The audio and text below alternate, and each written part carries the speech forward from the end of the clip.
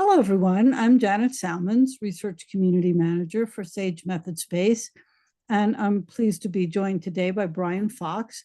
And we're going to discuss his article about research literature reviews.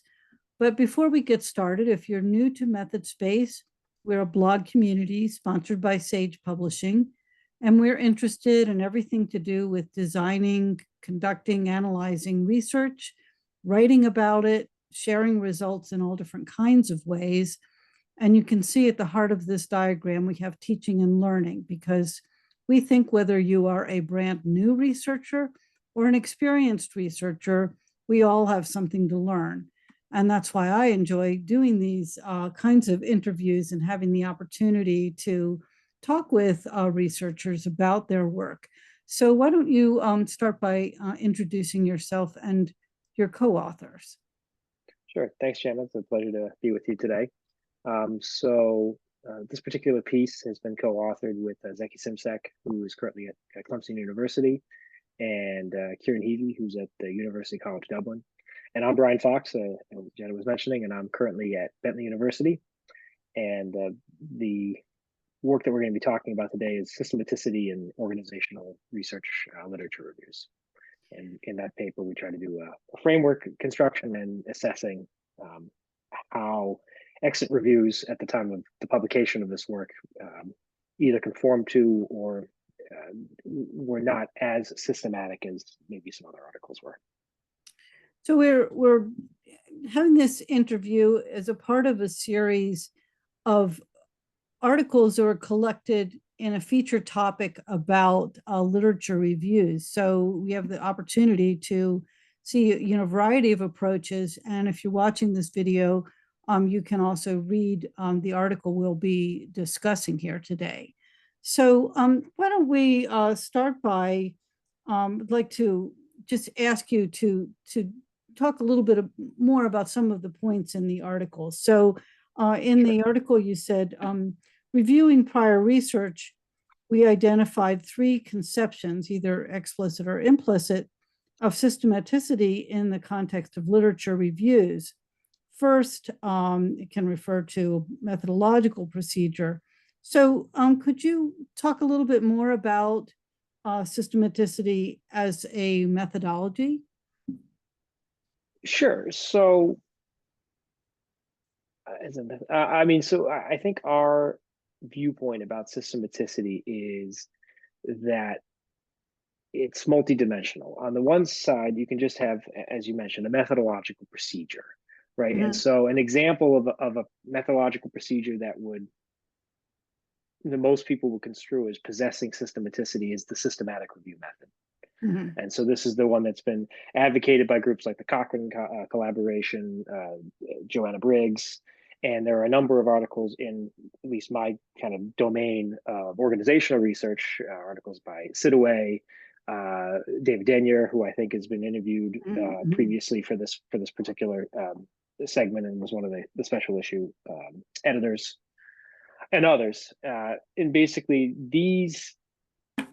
in this view, it's that you have a methodology that is comprehensive, transparent, and with the intent towards it being replicable, right? I mean, if it kind of meets those criteria, it would be possessing systematicity.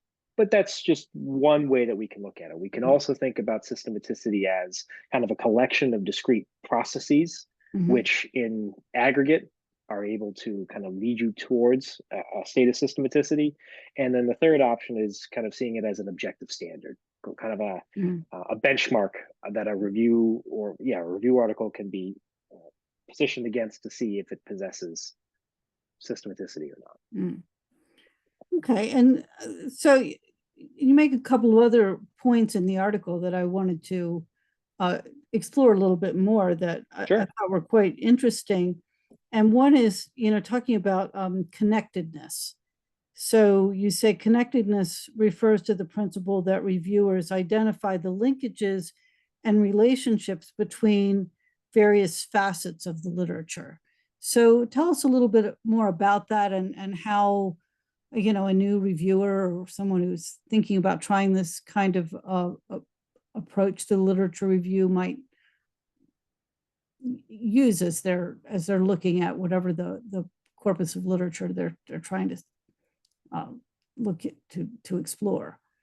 Sure. Yeah. So, I mean, connectedness is kind of one of the several, I think we had 6 principles that we were thinking about in terms of Mm. an article that possesses systematicity. And connectedness, I think, kind of tying back to some of the other work that is concurrent with our piece.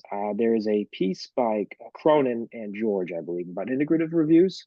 Mhm. And connectedness kind of speaks a little bit to that. We're basically saying that when you are performing a review, you don't want to consider the insights in isolation, but rather how do they how do they come together to show new insight above and beyond the discrete knowledge claims made in a particular study.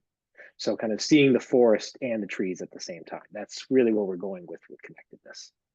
One of the So principles. could you give an example from some of your work?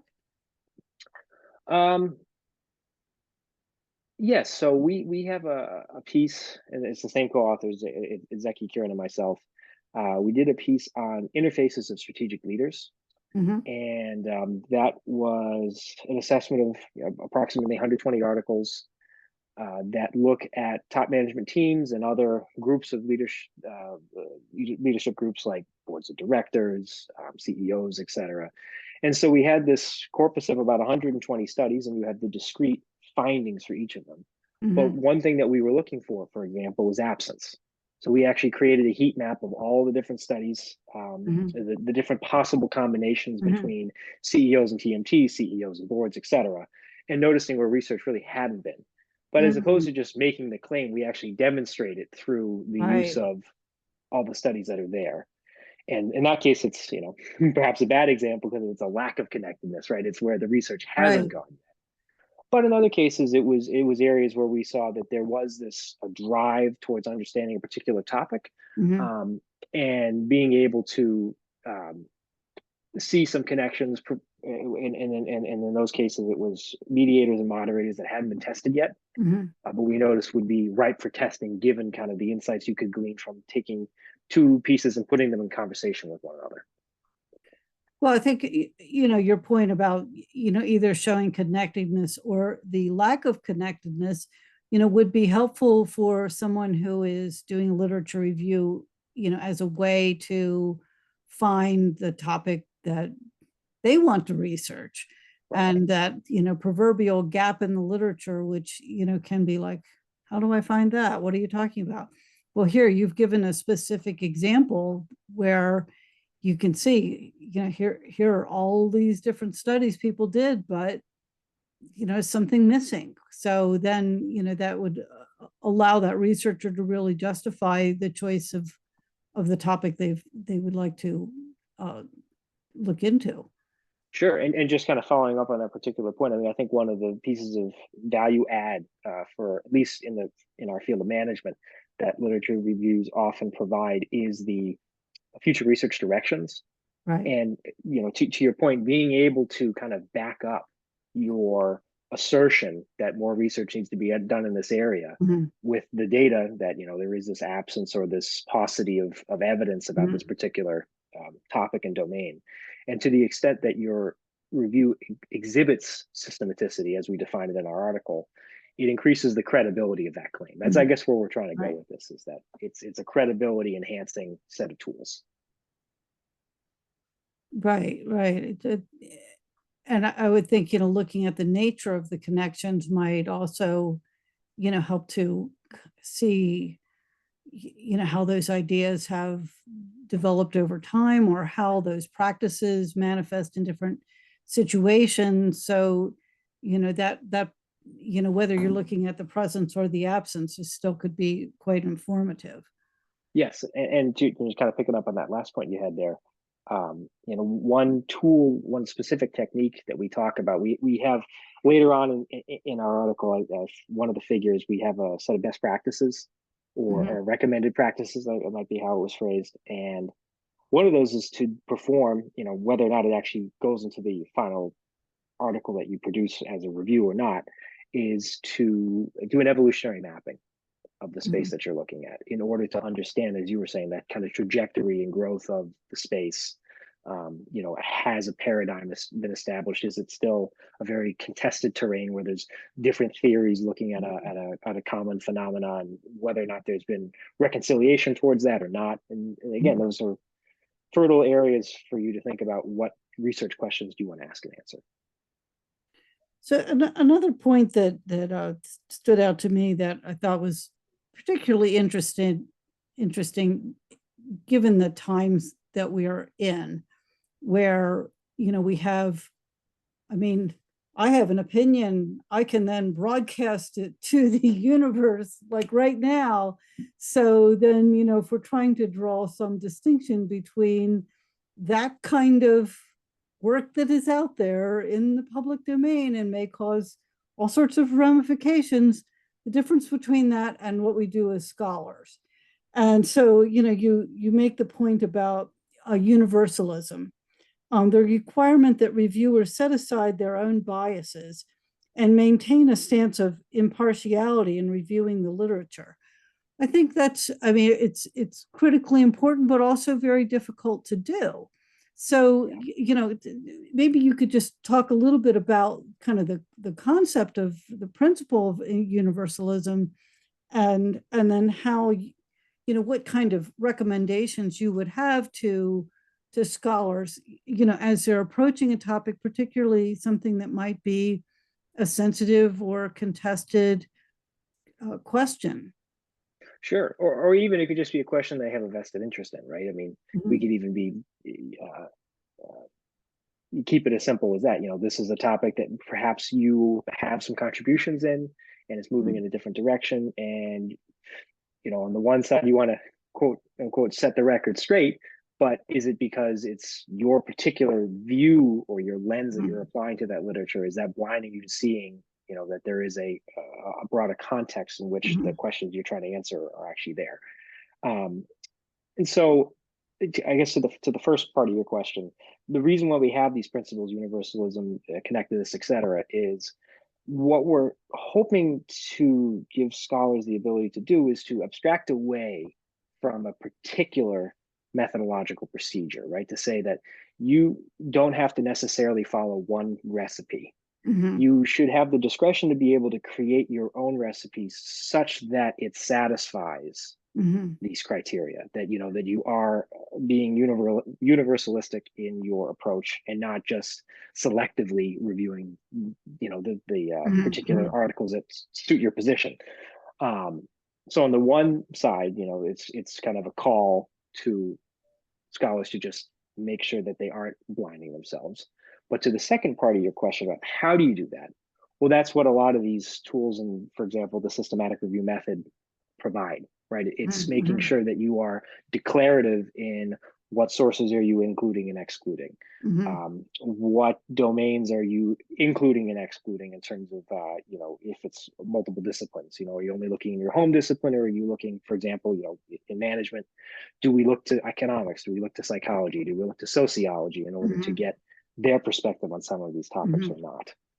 And it allows the reader ultimately to judge whether or not you are being universalistic or not in your review. Because if you don't disclose it, it's tough to tell. And so some of this comes to disclosure.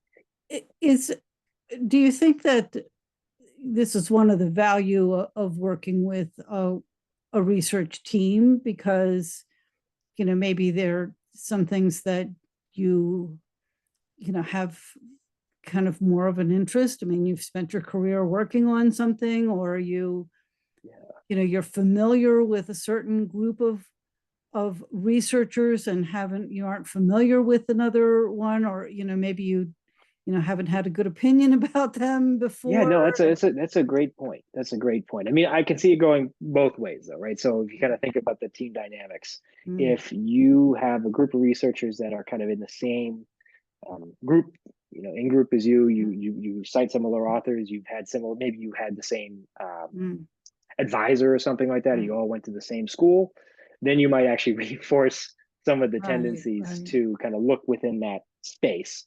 But yeah, no, we've definitely had some collaborations to great effect where you have an individual who is a little bit more away from your kind of focal areas, and they provide that, I'm not going to say unbiased, but they provide a different perspective, right? And which allows you to have this constructive dialogue between all the team members to realize, oh, maybe we are missing this this segment of the literature, or perhaps we need to change the bounds and look further into the past. You know, for example, with a lot of social psychology constructs, I mean, this work goes back to the 50s and 60s, but uh, you know, the, what's the word I'm looking for, the automated or the electronic databases don't necessarily allow you to do full text searches that far back. So one thing to think about is, you know, when you're doing these literature searches, what is the appropriate start point? You know, you could be missing a bunch of foundational insights which are only almost by happenstance, you know, getting perpetuated forward by citations, versus you actually going back to the source material and realizing, you know, what do those studies actually find? How can that help inform our current understanding of how things are going? So you might have to actually go in the physical library into the and read a book or physical something. archives, which I did some of in my graduate work, and it was pretty interesting. Certainly different than what we're accustomed to with all of our digital tools. So I've chosen a couple of points that stood out to me, but what else would you like to emphasize that might be helpful for people who are trying to think about this approach? Yeah, sure. I mean, so again, I think that what we're trying to convey in this piece is, instead of needing to follow one particular procedure, how can you think about how could one be systematic when performing a literature review? So this approach could be applied. So for example, in some other work that my colleagues and I are currently working on, we've found in, I think it's in health sciences, there was a recent paper by Sutton and colleagues, which looked at family of reviews. And they identified over 48 different discrete types of reviews. And so these could be meta-ethnographies, they're systematic reviews, rapid reviews, the list goes on and on. And each one of them has its own kind of, you know, approach. And what we're trying to say here is that, you know, clearly that those are different kind of flavors, if you will. And we're saying that there's no reason why you wouldn't be able to innovate on some of those particular topics. But in order to kind of constrain people's creativity and make sure that they don't have unlimited degrees of freedom to do whatever they want and perhaps have a incoherent review, we have these principles that we have in mind that people should follow. And then we also have tried to consolidate a set of practices. And that's kind of, I believe, let me see, actually might have it close to hand here. There were, I think, 50 or 52 practices that we identified by looking at the excellent guidance on how performing literature reviews, systematic or otherwise, to give individuals who are trying to actually perform a literature review of some sort tips, tools, and techniques that they can apply, and for them to also understand which ones seem to be well received. And I say this very carefully because this was an exploratory analysis, but we did do some exploratory analyses of which practices seem to be correlated with higher levels of review impact as measured by citations. And so we're getting a sense of, you know, which of these techniques seem to really matter, at least in the court of academic opinion, right? The ones that people seem to be more likely to cite. And we try to highlight those particular techniques in this paper.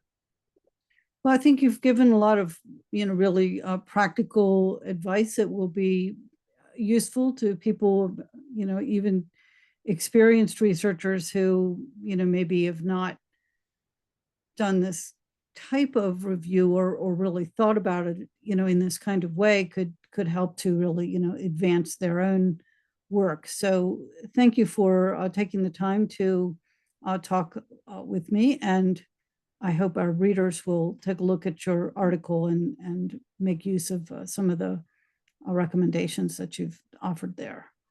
So my pleasure. Thanks for talking with me today.